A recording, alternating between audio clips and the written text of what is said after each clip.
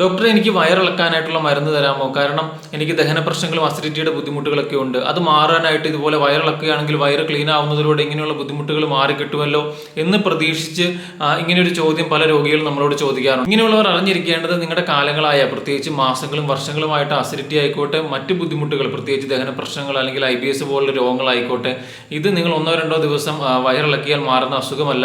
അത് നമ്മൾ കൃത്യമായ കാരണം കണ്ടെത്തി വ്യക്തമായ ഡയറ്റ് പ്ലാനും അതോടൊപ്പം തന്നെ കൃത്യമായ മെഡിസിൻ കഴിച്ച് മാത്രമാണ് നമുക്കിത് മാറ്റിയെടുക്കാനായിട്ട് പറ്റുകയുള്ളൂ. അതല്ലാതെ നിങ്ങൾ ഒരു നേരം വയറിളക്കിയത് കൊണ്ട് വയറ് ക്ലീൻ ആകുകയൊന്നുമില്ല. കാരണം നിങ്ങൾ പഴയ പോലെ തന്നെ അസിഡിറ്റി കൂട്ടുന്ന അല്ലെങ്കിൽ കുടലിലെ ചീത്ത ബാക്ടീരിയകളുടെ എണ്ണം കൂട്ടുന്ന ഭക്ഷണങ്ങളാണ് കഴിക്കുന്നതെങ്കിൽ വീണ്ടും നമുക്ക് ഈ അസിഡിറ്റി അല്ലെങ്കിൽ ദഹന പ്രശ്നങ്ങൾ അതുപോലെ നിൽക്കാം. അത് മാത്രമല്ല, ഒരുപക്ഷെ നിങ്ങളുടെ അസിഡിറ്റിയോ ദഹന പ്രശ്നങ്ങളോ നിങ്ങളുടെ വയറിൽ പുണ്ണോ അല്ലെങ്കിൽ ഗ്യാസ്ട്രൈറ്റിസ് അല്ലെങ്കിൽ അൾസറുകൾ പോലുള്ള ബുദ്ധിമുട്ടുകൾ കൊണ്ടാണ് വന്നിരിക്കുന്നതെങ്കിൽ നമ്മൾ ഇതുപോലെ വയറിളക്കിയത് കൊണ്ടൊന്നും മാറില്ല.